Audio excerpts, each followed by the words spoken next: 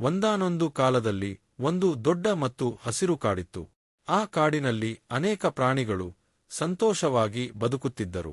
ಆ ಕಾಡಿನ ರಾಜನಾಗಿ ಒಂದು ಸಿಂಹ ಇತ್ತು.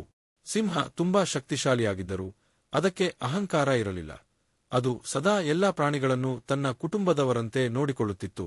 ಪ್ರತಿದಿನ ಸಿಂಹ ಕಾಡಿನೊಳಗೆ ಸುತ್ತಾಡುತ್ತಿತ್ತು. ಯಾವ ಪ್ರಾಣಿಗೂ ಕಷ್ಟ ಇದೆಯೇ ಎಂದು ನೋಡುತ್ತಿತ್ತು. ಚಿಕ್ಕ ಪ್ರಾಣಿಗಳು ಸಿಂಹವನ್ನು ನೋಡಿ ಭಯಪಡಲಿಲ್ಲ, ಏಕೆಂದರೆ ಸಿಂಹ ಸದಾ ನ್ಯಾಯವಾಗಿ ವರ್ತಿಸುತ್ತಿತ್ತು.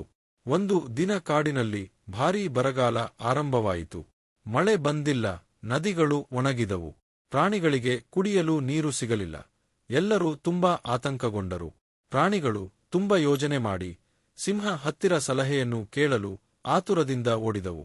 ಅವರು ರಾಜ ಸಿಂಹದ ಬಳಿಗೆ ಹೋಗಿ ತಮ್ಮ ಸಮಸ್ಯೆಯನ್ನು ಹೇಳಿದರು. ಸಿಂಹ ತಕ್ಷಣ ಸಭೆ ಕರೆದಿತು. ಎಲ್ಲಾ ಪ್ರಾಣಿಗಳು ಸೇರಿದರು. ಸಿಂಹ ಹೇಳಿದರು, ನಾವು ಎಲ್ಲರೂ ಒಟ್ಟಾಗಿ ಕೆಲಸ ಮಾಡಿದರೆ ಮಾತ್ರ ಈ ಸಮಸ್ಯೆಯನ್ನು ಎದುರಿಸಬಹುದು. ಆನೆ ತನ್ನ ಶಕ್ತಿಯನ್ನು ಬಳಸಿ ದೂರದ ಕಲ್ಲುಗಳನ್ನು ಸರಿಸಿತು. ಮಂಗಗಳು ಮರಗಳ ಮೇಲೆ ಹತ್ತಿ ನೀರು ಇರುವ ಸ್ಥಳವನ್ನು ಹುಡುಕಿದವು. ಹಕ್ಕಿಗಳು ಮೇಲಿಂದ ಮೇಲಾಗಿ ಹಾರಿ ದಾರಿಯನ್ನು ತೋರಿಸಿದವು. ಚಿಕ್ಕ ಇರುವೆಗಳು ಕೂಡ ತಮ್ಮಷ್ಟು ಪ್ರಯತ್ನ ಮಾಡಿದ್ದವು. ಬಹಳ ದಿನಗಳ ಪ್ರಯತ್ನದ ನಂತರ ಅವರು ಒಂದು ಮರೆಮಾಚಿದ ನೀರಿನ ಕೆರೆಯನ್ನು ಕಂಡುಹಿಡಿದರು. ಎಲ್ಲ ಪ್ರಾಣಿಗಳಿಗೂ ನೀರು ಸಿಕ್ಕಿತು. ಪ್ರಾಣಿಗಳು ಖುಷಿಯಿಂದ ನೀರನ್ನು ಕೂಡಿದು ಕುಪ್ಪಳಿಸಿದವು. ಕಾಡು ಮತ್ತೆ ಜೀವಂತವಾಯಿತು. ಎಲ್ಲರೂ ಸಂತೋಷದಿಂದ ನಕ್ಕರು. ಎಲ್ಲರೂ ಸಿಂಹದ ವಿಚಾರಕ್ಕೆ ಹಾಗೂ ಅದರ ಕಾರ್ಯಕ್ಷಮತೆಗೆ ತಲೆಬಾಗಿದವು.